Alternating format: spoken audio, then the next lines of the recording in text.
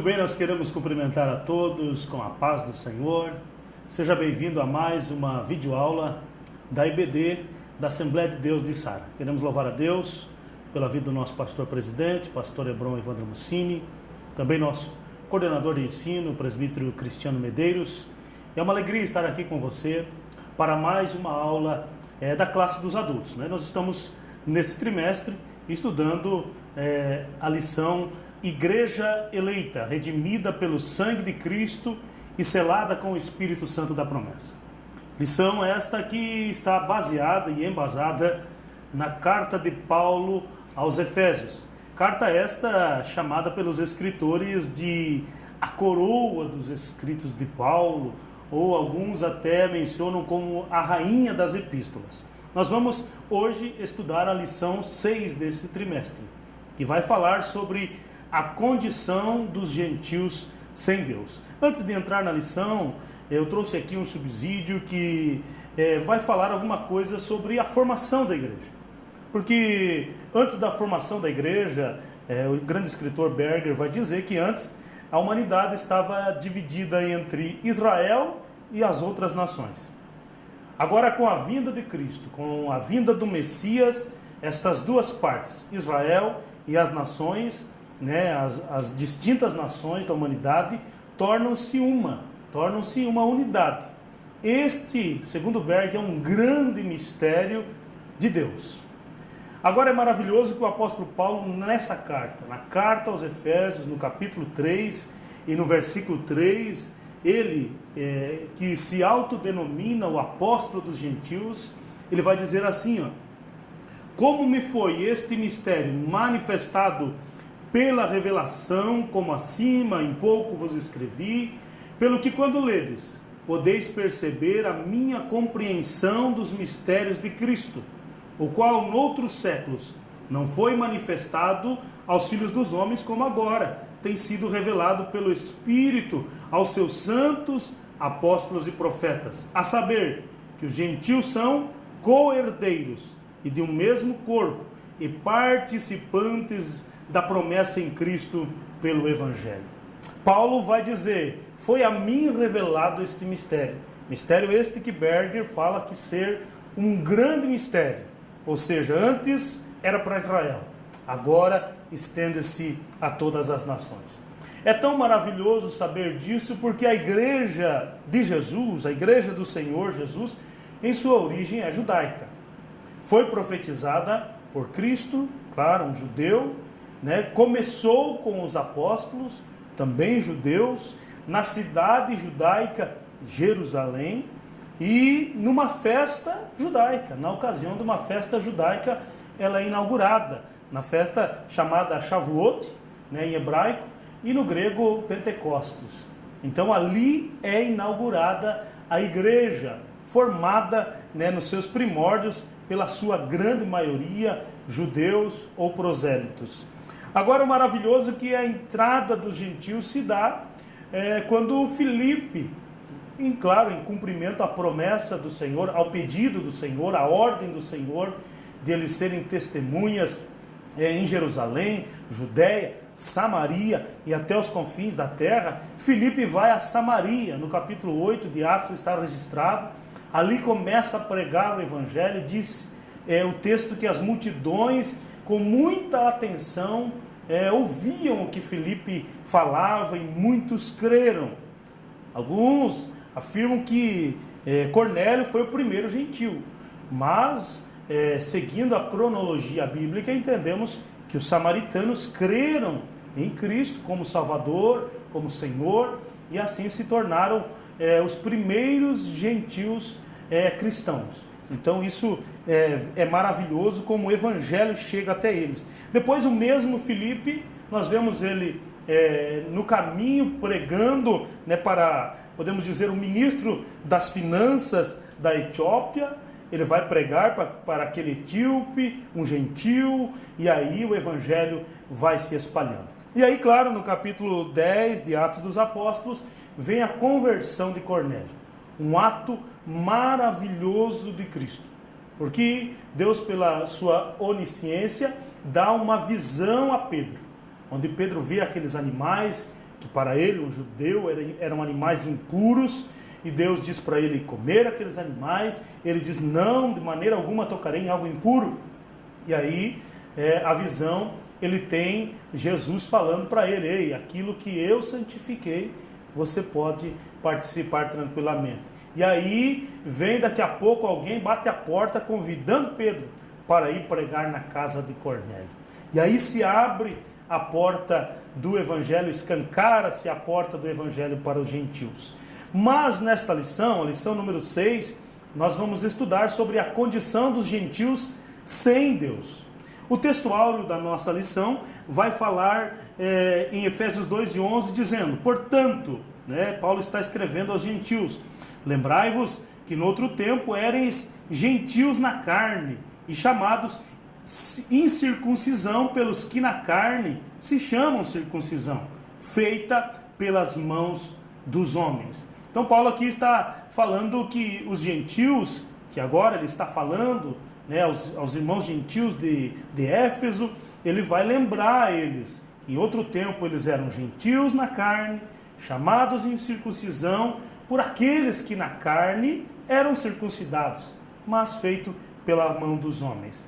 A verdade prática da nossa lição diz: outrora sem Deus, por meio de Cristo, os gentios tornaram-se descendência de Abraão e herdeiros da promessa. Eu sei que todos que estão me ouvindo nesse momento, assistindo esta aula, são gentios. Então, nesta lição nós vamos ver a maravilhosa graça e misericórdia do Senhor para nós gentios, que fomos incluídos no plano de salvação. Não éramos dignos, não éramos merecedores, não era para nós o plano, mas que maravilhoso que Deus, claro, na sua presciência, onisciência, já tinha esse plano de salvação. Como Paulo diz, antes ainda da fundação do mundo, ele preparou um plano maravilhoso de salvação para nós. A nossa leitura bíblica em classe está na carta, claro, aos Efésios, no capítulo 2, e também em Romanos, no capítulo 4. Em Efésios 2, versículos 11 e 12, diz assim: portanto, lembrai-vos de que vós, noutro tempo, éreis gentios na carne e chamados incircuncisão, pelos que na carne se chamam circuncisão, feita pela mão dos homens, que naquele tempo estáveis sem Cristo, separados da comunidade de Israel e estranhos aos concertos da promessa, não tendo esperança e sem Deus no mundo. Romanos 4, 12 a 14. E fosse pai da circuncisão, daqueles que não somente são da circuncisão, mas que também andam nas pisadas daquela fé que teve nosso pai Abraão, que tivera na incircuncisão.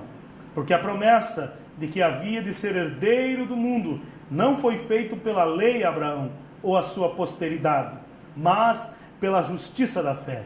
Pois, se os que são da lei são herdeiros, logo a fé é vã e a promessa é aniquilada.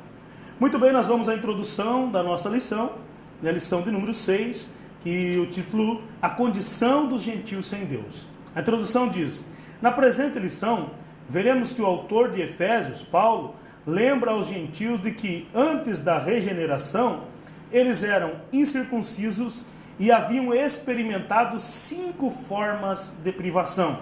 Primeiro, estavam sem Cristo. Segundo, separados de Israel. Terceiro, alienados quanto à promessa. Quarto, sem esperança. E quinto, sem Deus no mundo. Logo, estudaremos cada um desses aspectos. Então, é interessante nós pensarmos que assim éramos, ou assim talvez alguém que esteja nesse momento me assistindo está, se ainda não teve um encontro com o Senhor.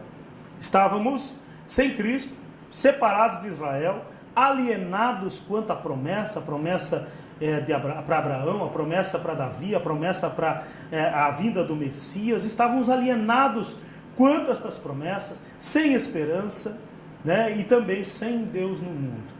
Olha como estávamos, mas como a maravilhosa graça do Senhor nos alcançou, podemos agora ser participantes das promessas do Senhor.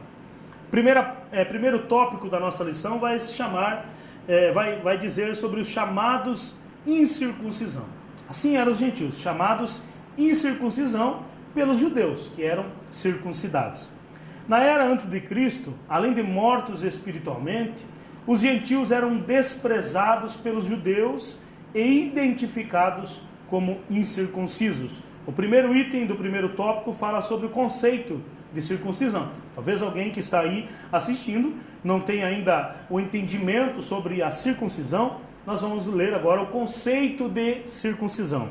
Circuncisão é a remoção cirúrgica do prepúcio do órgão sexual masculino.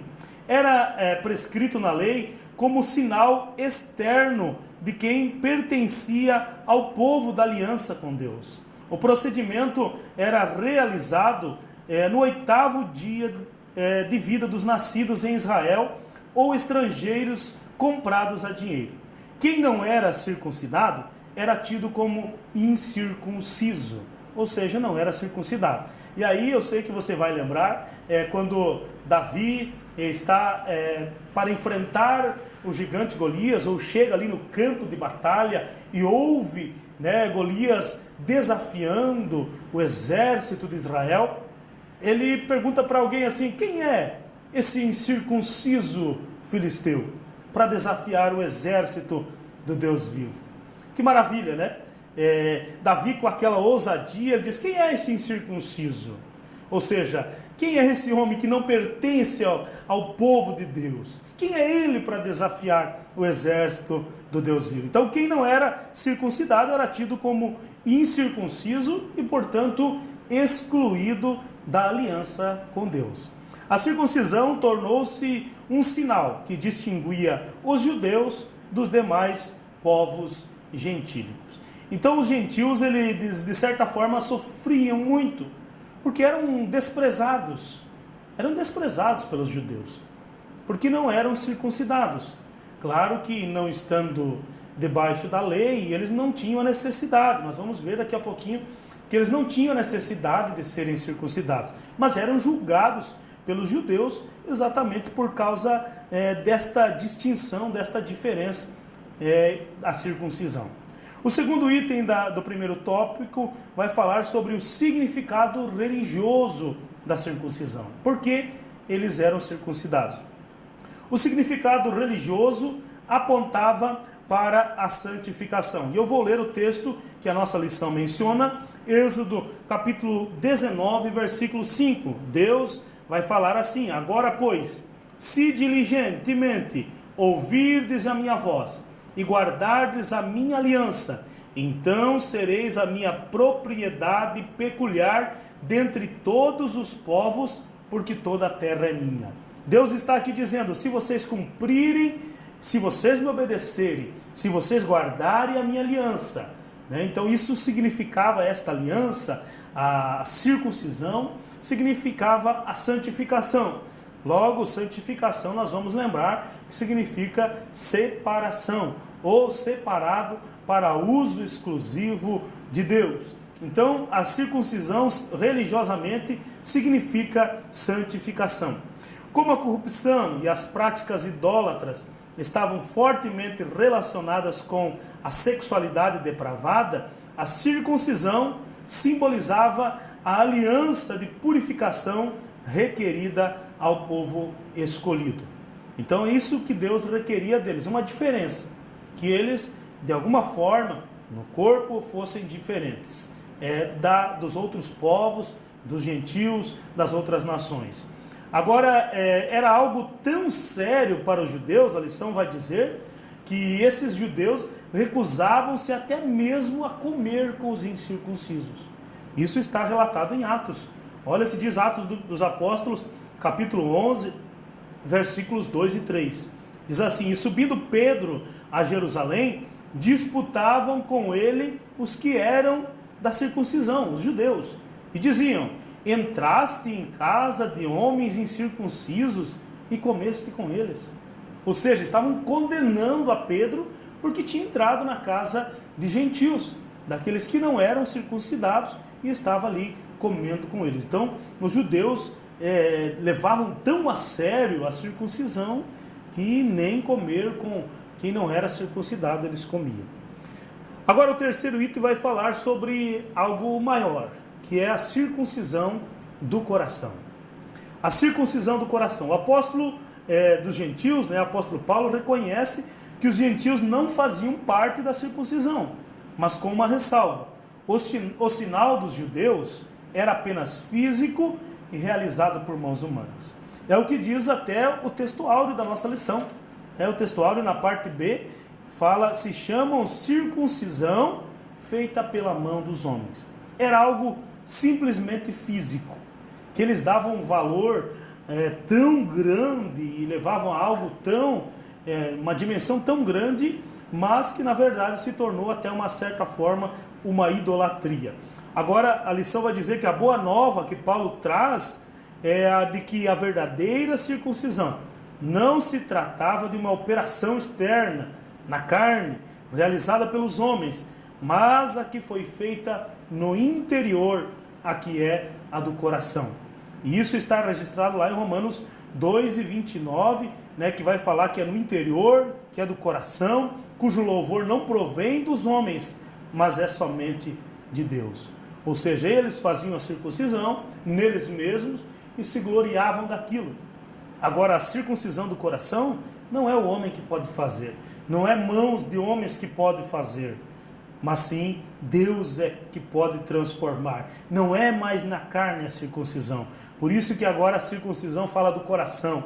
Não é cortar este órgão que nós temos, que bomba sangue para todo o nosso corpo, mas o nosso coração, a nossa central motora, ser circuncidada pelo Senhor e nós termos um encontro real e verdadeiro com Cristo.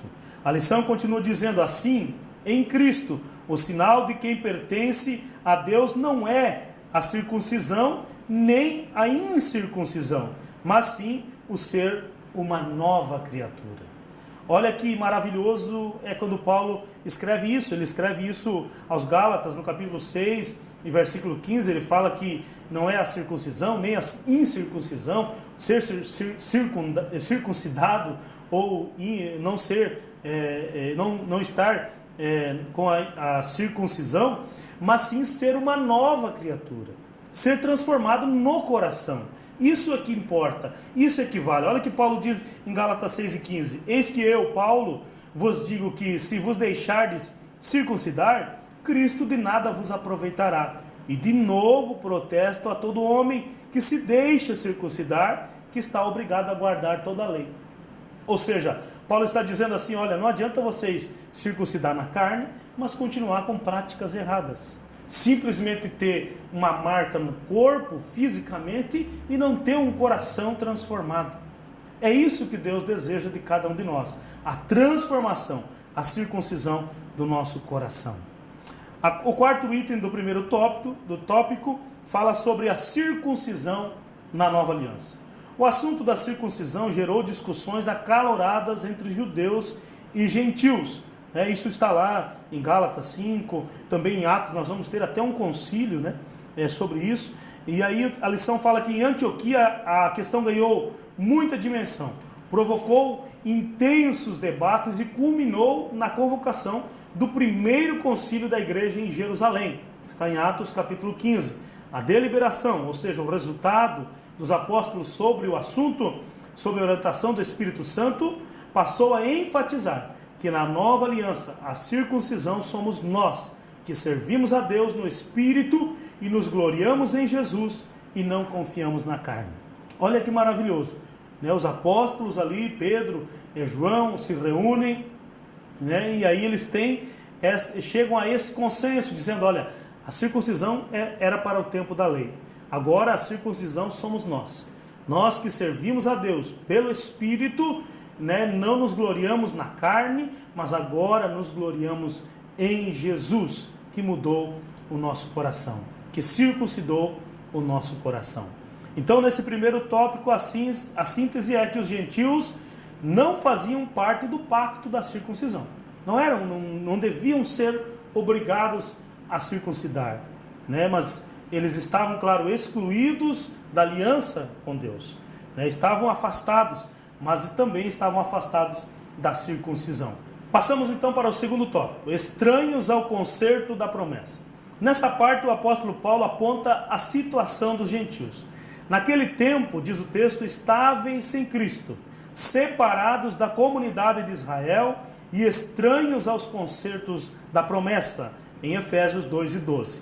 Agora, no primeiro subitem aqui vai falar sobre uma vida sem Cristo.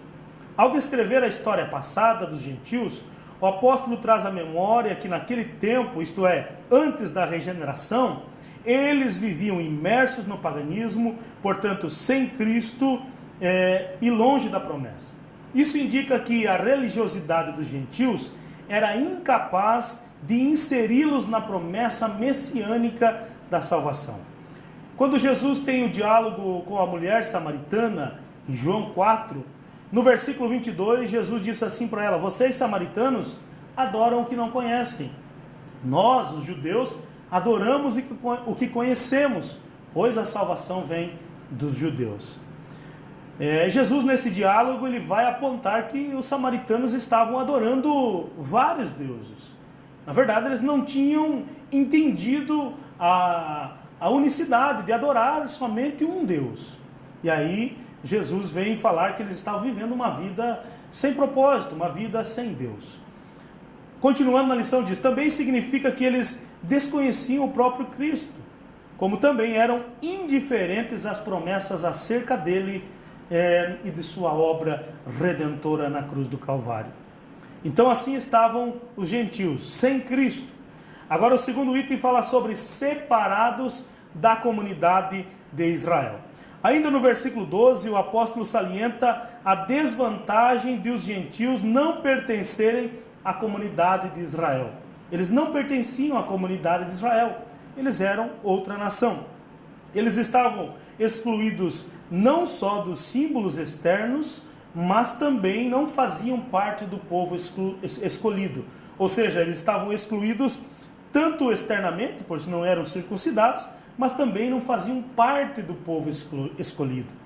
E, consequentemente, eles não podiam usufruir dos privilégios da aliança de Abraão. E é interessante constatar isso, porque eles estavam numa situação, de certa forma, até cruel. Era uma constatação cruel de que eles não pertenciam ao povo de Deus.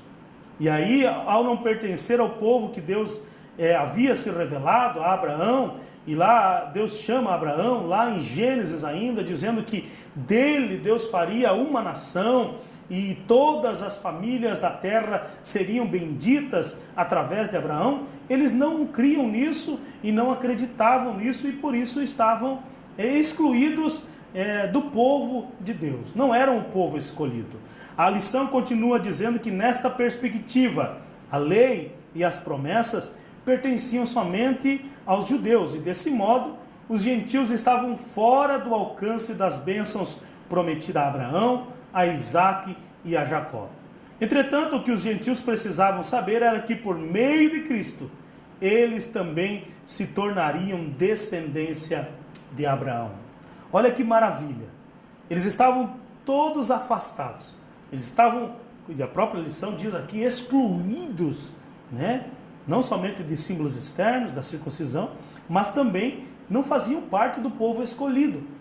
Mas agora, Paulo vai dizer aos Gálatas 3 e 29, se sois de Cristo, então sois descendência de Abraão e herdeiros conforme a promessa.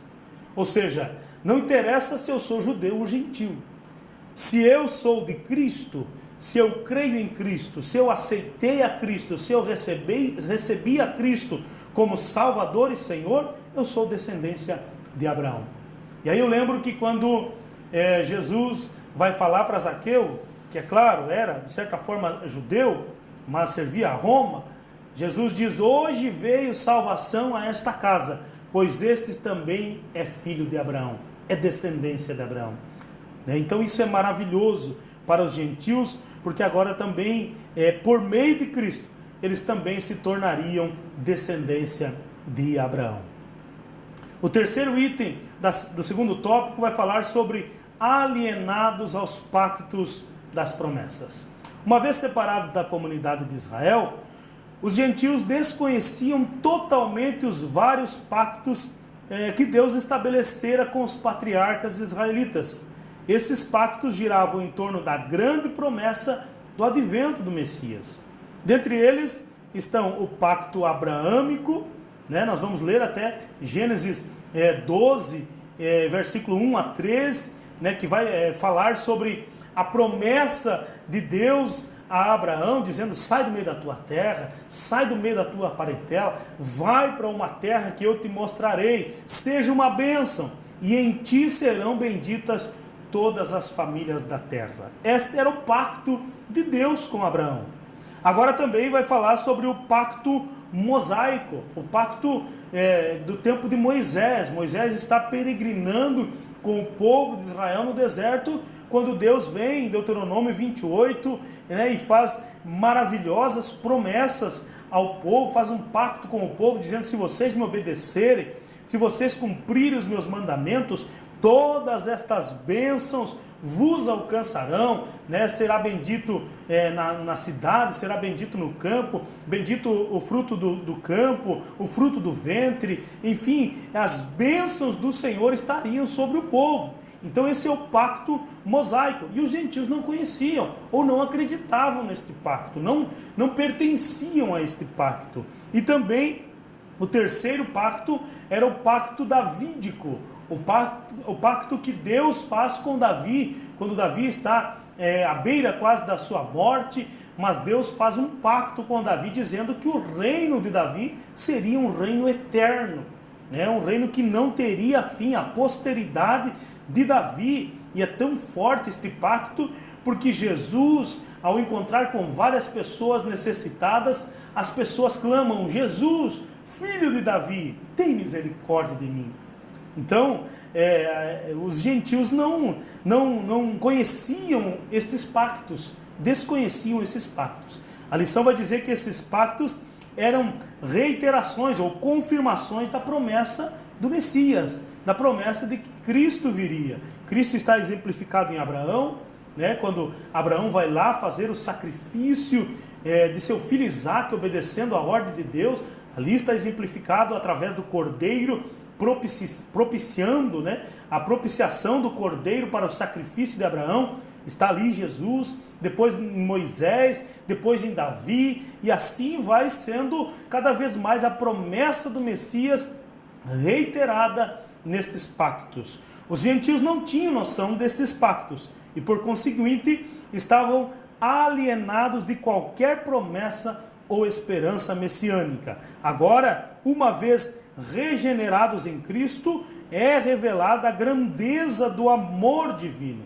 De alienados da promessa, por meio do sangue de Jesus, os gentios tornam-se herdeiros da maravilhosa promessa. Esta promessa que Paulo falou: se vocês são de Cristo, logo são descendência de Abraão e herdeiros conforme a promessa. Todas as promessas que Deus fez a Abraão, nós somos herdeiros destas promessas, porque através de Cristo, por meio do sangue de Jesus, nós nos tornamos herdeiros dessas maravilhosas promessas. Esse é o segundo tópico da nossa lição, que fala que esses pactos giravam em torno da grande promessa do advento do Messias, da vinda de Cristo. E agora então, após a vinda de Cristo, todos aqueles que acreditam nele, que o aceitam, são também herdeiros destas promessas, também fazem parte destes pactos. Oh, que maravilha! Oh, que maravilha fazer parte desta promessa, aleluia, concedida a Abraão, Isaque, Jacó, através de Moisés e também por meio de Davi. Glórias a Deus por isso. Vamos à nossa terceira e última parte, o último tópico da nossa lição, que vai falar sobre os gentios sem esperança e sem Deus. Agora Paulo passa a descrever a situação dos gentios que viviam não tendo esperança e sem Deus no mundo. Olha a situação. E olha que muitos de nós não entendíamos isso.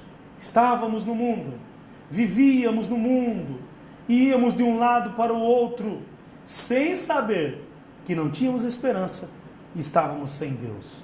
A qualquer momento poderíamos partir para a eternidade, e aí sim nós iríamos conhecer a Deus.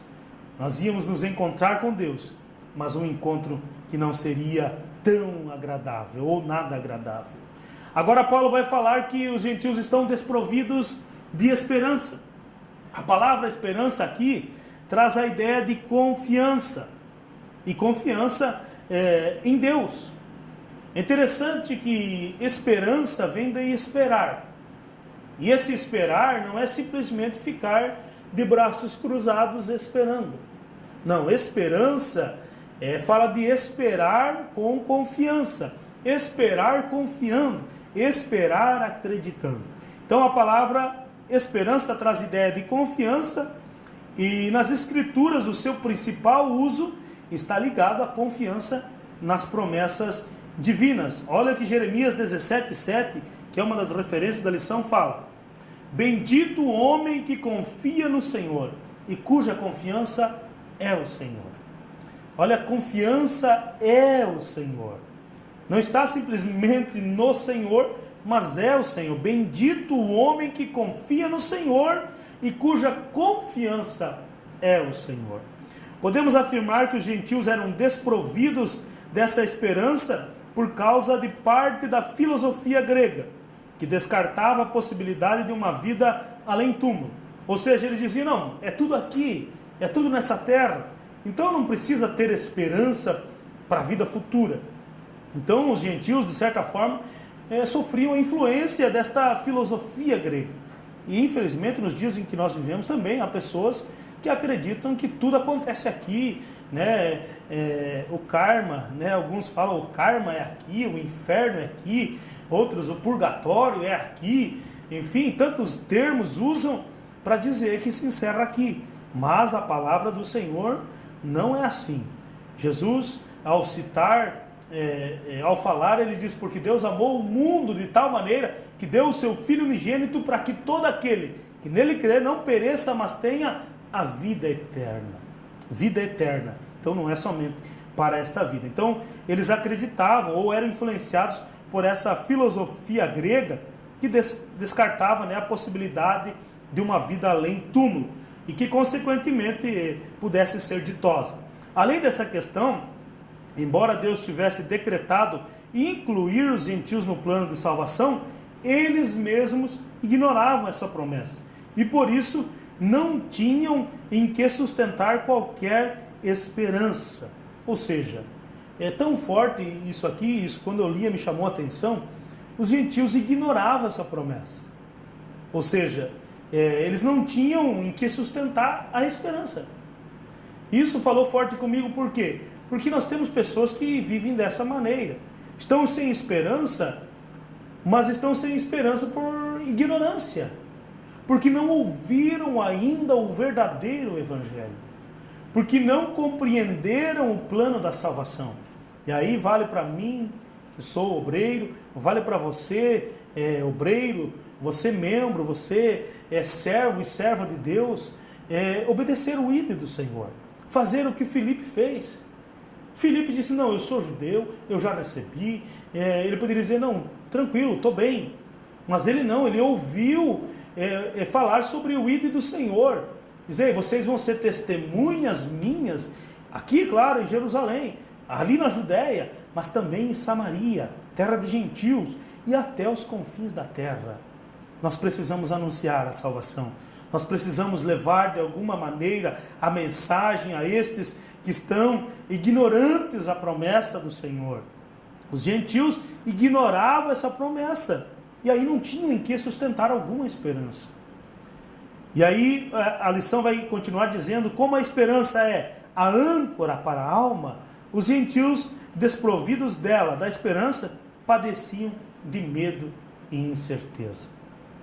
E aí essa esperança que, como diz o texto, e até nós vamos ler, Hebreus 6, 18 e 19, diz assim, para que por duas coisas imutáveis, nas quais é impossível que Deus minta, tenhamos a firme consolação, nós, os que pomos o nosso refúgio, em reter a esperança proposta, a qual temos como âncora da alma, segura e firme, e que penetra até ao interior do véu, onde Jesus, nosso precursor, entrou por nós, feito eternamente sumo sacerdote, segundo a ordem de Melquisedeque.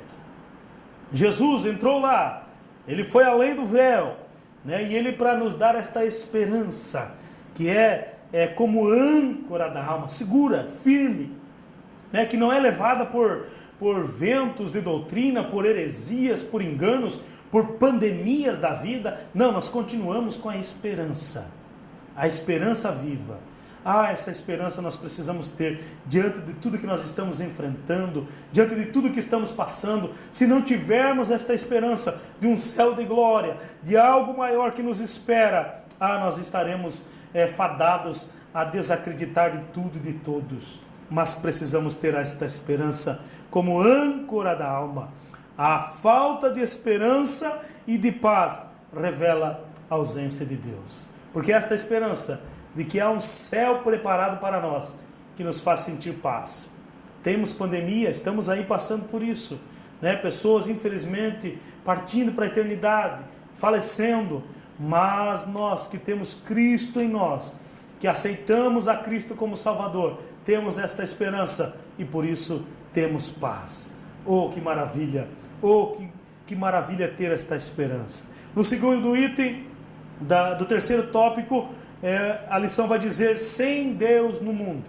Os gentios estavam sem Deus no mundo. A expressão sem Deus não significa que os gentios não serviam ou não acreditavam numa divindade. Muito pelo contrário, eles eram politeístas, idólatras, ou seja, acreditavam e adoravam muitos deuses.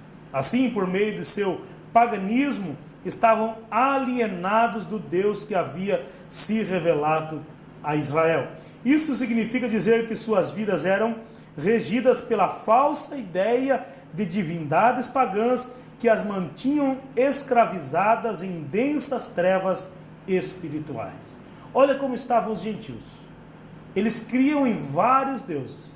Se apegavam no Deus que era chamado Deus disso, Deus daquilo, Deus do sol, Deus da água, Deus disso, Deus, enfim, Deus da fertilidade, Deus da prosperidade. Acreditavam em vários deuses. Tinha um Deus para cada situação. Agora, o texto vai dizer que eles estavam escravizados em densas trevas. E, infelizmente, é a situação de muitos que nós vemos no dia a dia. Pessoas até, de certa forma, boas, pessoas bem intencionadas, mas estão escravizadas, crendo em vários deuses, crendo no dinheiro, crendo na posição social, crendo, às vezes, em um ídolo que precisa ver, tocar para crer. Estão escravizadas e estão em densas trevas espirituais. E a lição diz que trata-se de uma descrição de um quadro calamitoso, uma calamidade. Entretanto, e felizmente, esse quadro foi alterado pela intervenção dos desígnios eternos do verdadeiro Deus. Como é maravilhoso o amor de Deus por nós. Porque Deus, em várias circunstâncias, Ele podia nos rejeitar, porque somos pecadores, porque somos dignos da rejeição de Deus. Não merecíamos. Mas o maravilhoso é que estas densas trevas, diz o texto que esse quadro foi alterado pela intervenção dos desígnios eternos do grande e verdadeiro Deus. Jesus, em João 8:12, ele está falando novamente ao povo e ele diz assim: eu sou a luz do mundo. Quem me segue nunca andará em trevas, mas terá a luz da vida. A lição dizia que os gentios estavam escravizados em densas trevas. As pessoas estão, às vezes, apegadas ao dinheiro, como eu disse, à posição social, a outras situações, estão achando que estão bem, mas estão em densas trevas. E Jesus está dizendo: ei, eu sou a luz do mundo. Quem me segue, não, nunca, jamais andará em treva, mas terá a luz da vida. Só Jesus pode conceder a luz, para que saiamos dessas trevas, né? Um texto diz que o Deus deste século cegou o entendimento para que não vejam, para que não compreendam a verdade, mas a luz de Cristo faz com que as escamas dos olhos espirituais caiam, enxerguemos a miséria em que estamos, mas também enxerguemos Cristo, aquele que pode mudar a situação, aquele que pode nos dar a salvação e a vida eterna. Oh, que maravilha é estar com Deus no mundo. Sim, estamos no mundo, mas Jesus na oração sacerdotal, ele diz, nós estamos no mundo, mas não somos deste mundo. Pai, eu oro por eles, eles estão no mundo, mas não são do mundo como eu não sou.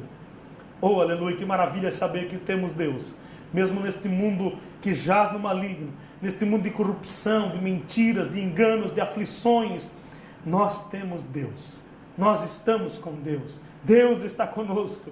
Jesus, ao se despedir dos discípulos, antes de ir ao céu, ele diz, eis que eu estou convosco todos os dias, até a consumação dos séculos. Oh, que maravilhosa esperança! Partindo para a conclusão da nossa lição, ela diz, no outro tempo éramos incircuncisos, e estávamos excluídos da aliança com Deus. Separados de Cristo e de Israel, vivíamos alienados aos concertos da promessa, desesperançados e longe de Deus. Um dia, porém, a magnitude do amor divino circuncidou os nossos corações, aproximou-nos de Cristo e de Israel, incluiu-nos na esperança da promessa e revelou a nós o único e verdadeiro Deus. Bendito seja o seu santo nome para sempre. Oh, aleluia! Éramos incircuncisos, estávamos afastados da promessa, mas pelo sangue de Cristo, oh, aleluia, diante do concerto da promessa, nós chegamos à salvação, e agora, aleluia, fazemos parte do povo, do Israel de Deus, e podemos, aleluia, adorar a Ele, exaltar a Ele, dizer que Ele é o nosso Deus, dizer que Cristo é o nosso Salvador, dizer que somos templos do Espírito Santo, e dizer, bendito seja o santo nome do Senhor, para sempre. Oh, aleluia, oh, que maravilha. Eu quero orar com você nesta hora, encerrando a nossa lição. Oh, talvez você está se sentindo excluído de Deus, afastado de Deus, longe do Senhor. Ele está de braços abertos para você, Ele te ama, Ele tem um plano maravilhoso para você, Ele tem uma vida de paz abundante aqui na terra, e uma vida eterna de gozo com Ele no céu. Se puder, feche os teus olhos e ore comigo nesta hora. Senhor meu Deus, eu te agradeço e te louvo pelo privilégio, de poder meditar na Tua Palavra, transmitir a Tua Palavra, aqueles que estão, Senhor, estiveram nos ouvindo. Eu peço, Senhor, o perdão dos pecados, para alguém que talvez está agora confessando que precisa de perdão, que precisa de salvação, que sentia-se alienado ou perdido, sem esperança, sem Deus, mas agora entendeu o plano da salvação, está aceitando a Cristo. Perdoa, Senhor, da Tua bênção, que a presença do Espírito Santo seja real, doravante, e que eles venham desfrutar, Senhor, da paz duradoura, da paz que excede todo entendimento, da paz que só o Senhor pode dar. Pai, eu oro em favor de todos e peço a Tua bênção e a Tua proteção, em nome de Jesus Cristo. Amém, Senhor. Amém. Deus abençoe a todos, em nome de Jesus Cristo.